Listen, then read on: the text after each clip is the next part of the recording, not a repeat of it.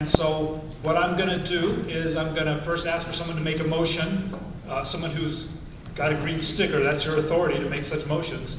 And I'll come right back to you. And then after there's a motion and a second, if there's conversation about the bylaws or questions, we'll answer those. And then we'll call the question. So, Laredo. Mr. Moderator, I move that we approve the bylaws as posted on the website. That Laredo man, he's quick. Yes. And your name is? Charles. Thank you. What's your last name, Charles?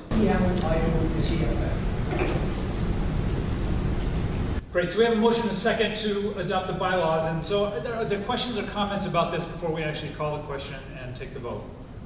Terry. I'm Terry Bridges, and I've been involved in a lot of co-ops and bylaws writing and so on. I hope to be involved with this. My email address had a typo, and I wasn't part of the discussion. But there's an amendment that's up there, which I'm going to propose in just a moment. That's the existing language on amending the bylaws. You'll see those all caps in the middle. The notion is that I think the bylaws are good for starting the organization. They are sufficient. My view is that they are not good for running an organization years in the future. I think there's some serious defects, but we don't need to deal with them today. But one of the problems that I had was that the way the bylaws are structured, only the board of directors or a substantial petition effort, getting 50 or 100 members to sign a petition, could initiate a bylaws amendment. I think that once we're up and running and have assets, there will be changes to bylaws that will be appropriate, and that the board of directors inherently has a conflict of interest in terms of what the bylaws say about their own powers. For example, the bylaws say that they will control the election process. You know, a future board might decide we're going to have an election Tuesday at 10 a.m. at corporate offices, must be present to vote, or whatever. We don't know. But the point is, we need an independent way of assessing the bylaws and proposing changes to members. So the amendment merely inserts that a bylaws committee will also be authorized to present bylaws amendments. This means, in my view, any defects in the existing bylaws we don't have to fret about today.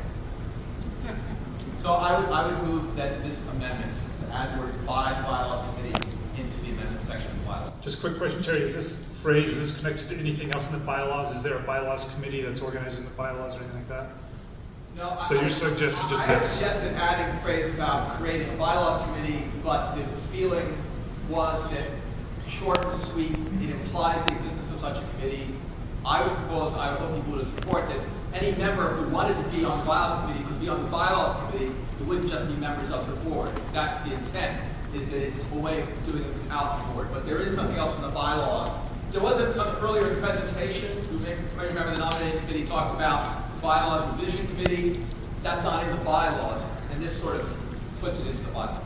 Laredo, hang on one second. Laredo, you had a question coming? That's a second. Thanks.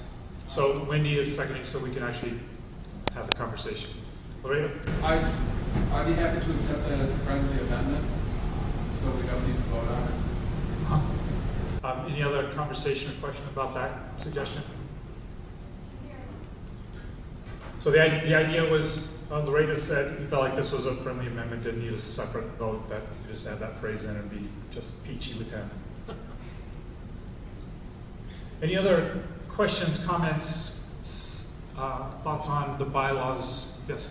I'm concerned that there's no provision in there holding the directors harmless. I believe there is an indemnification clause in there.